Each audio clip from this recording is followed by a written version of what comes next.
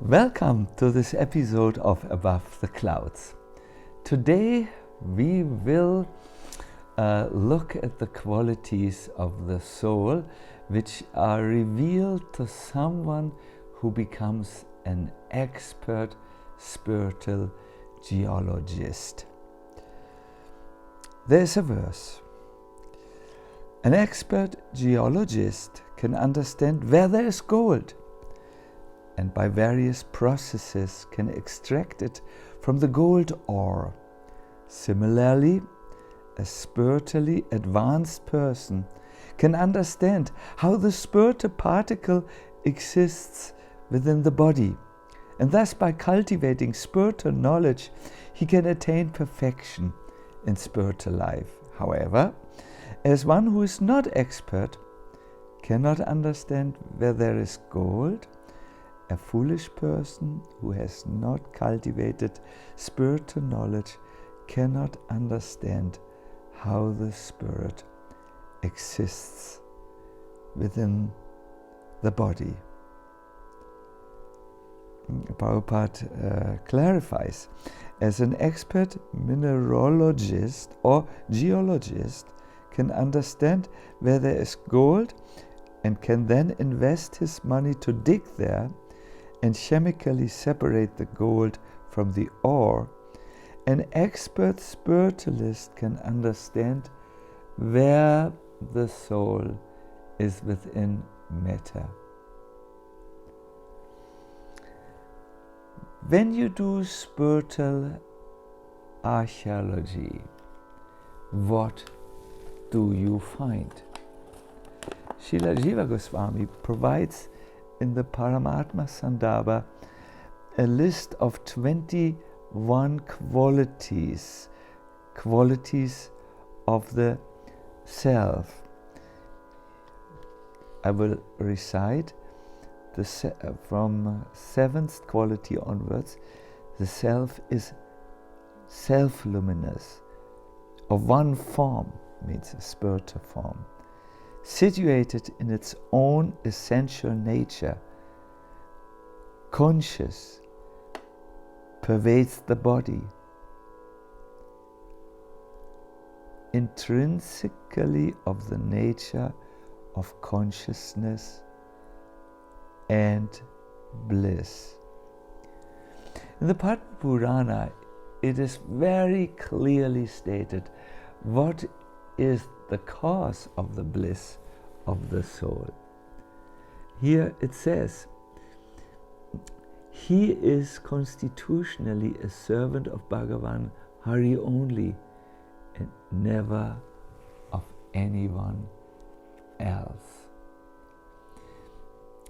When you do spiritual archaeology and go deeper and deeper and deeper to try to understand who you are, when everything is removed that you are not, you will find a servant of Krishna. You will find a soul that is no one's servant except for Krishna.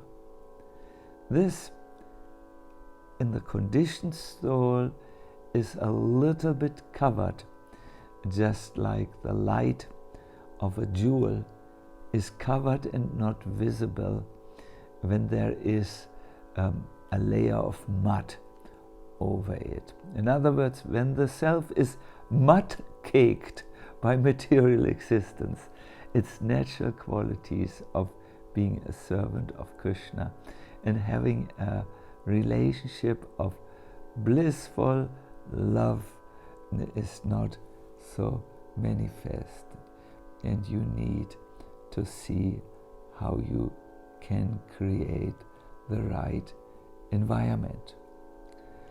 Today I spoke to a devotee who's been practicing Krishna consciousness for slightly more than 20 years. In the beginning, this devotee was very enthusiastic, but then when he married and got 2 children, the devotee became very engaged and providing for the livelihood of his little growing family. And now that the children are up and no longer so dependent, the devotee asked me, how can I again return to this blissful experience where one is exclusively thinking of Krishna, where the body is exclusively engaged in the service of Krishna, and where the speech is used for either chanting the holy name or speaking Krishna's glories. And I suggested, go on pilgrimage, because when you change, or let me say it like this, when you stay always in the same place, you tend to do the same activities and think similar thoughts. But if you change the environment to that of a totally spiritual environment, like a place of pilgrimage provides, then you will tend to think different thoughts, do different activities. So by providing the right environment, the nature of the soul, which is a blissful servant of Krishna, comes forth. And I gave the devotee an example. Consider a snake that is born in captivity. He never has seen the world behind the bars of his cage. Then one day, someone comes, opens the cage door and helps the swan to go out. He guides the swan, maybe by providing some tasty swan food, along a path that leads to a lake. Now, the swan has never seen the lake of water. It has never seen reeds, lotus flowers, but the moment it takes to the water, it knows what to do. It seems as if something that was lying dormant is awakened, and now the swan knows how to swim, it knows how to find its food, and everything else which is required. The same thing can happen when we change our atmosphere and go into a spiritual, nourishing atmosphere like that which we find in a place of pilgrimage.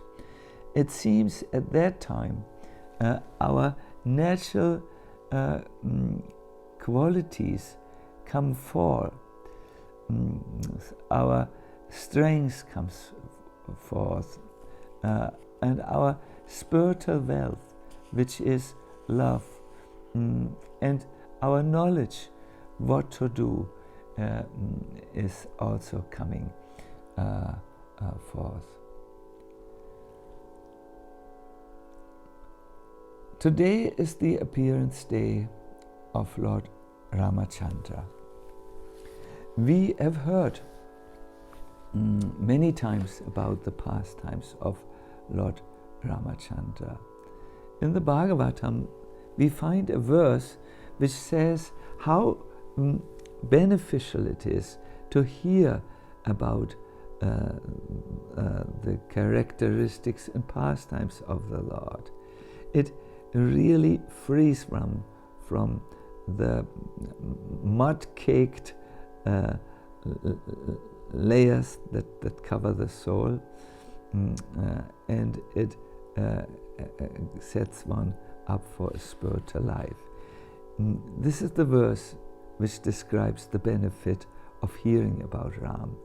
Anyone who orally receives the narrations of Lord Ramachandra's characteristics and pastimes will ultimately be freed from the disease of envy. and be liberated from the bondage of fruitive activities. This is the great disease of the world. Everyone is envious on the success of others. Even in spiritual life, sometimes devotees are envious of another devotee who seems to be more accomplished in his spiritual activities or his service. To envy a devotee is a Vaishnava aparad. And to remain an envious devotee means to remain stuck in the bodily conception of life, where one is not freed from the bondage of repeated birth and death. Someone who is envious cannot enter the Lord's eternal pastimes. However, when we advance in devotion, we immediately understand I'm protected by the Lord, just as the devotee, the other devotees and the other people are all in the merciful hand of the Lord, protected by his energy. And at that time it is not possible to be envious of everyone, of anyone. So by hearing about the pastimes of the Lord, one is immediately eligible to go back home, back to Godhead. I once asked a sadhu, what are the qualities which a devotee should develop who wants to be with Krishna always? And this sadhu, who lived in Vrindavan, said, there are 3 things you must know if you want to stay in the earthly Vrindavan. If you know these 3 things, you qualify for the spiritual Vrindavan, the eternal Vrindavan in the spiritual world, I meant to say. The first thing is, you realize that everything, animate or inanimate, has Krishna's part or angsa in it. Without Krishna's energy, without a part of Krishna, nothing could exist. And without Krishna, you could not perceive. You need Krishna's presence in the heart in order to see. He is in fact the one who sees first. The second point is, for someone who practices to live in the eternal spiritual world, is to understand whatever happens, it is Krishna's pastime of teaching you, or Krishna's pastime of being kind to of elevating the conditioned souls. And the third quality for someone who wishes to live in Vrindavan here and then in the eternal Vrindavan is that he understands I and everything related to me must be used in Krishna's service. When you can adopt these 3 principles, these 3 spiritual principles of the blissful servant of Lord Hari, your residence in Vrindavan will be successful, and you will be going to the eternal spiritual Vrindavan. Whenever the Lord appears, either as Krishna, Rama, or Nrsimha, the Lord always wants to liberate us from the entanglement in material existence and teach us how to live the life of the soul. I thank you very much, and I wish you all the best, and see you very soon for the next Above the Clouds.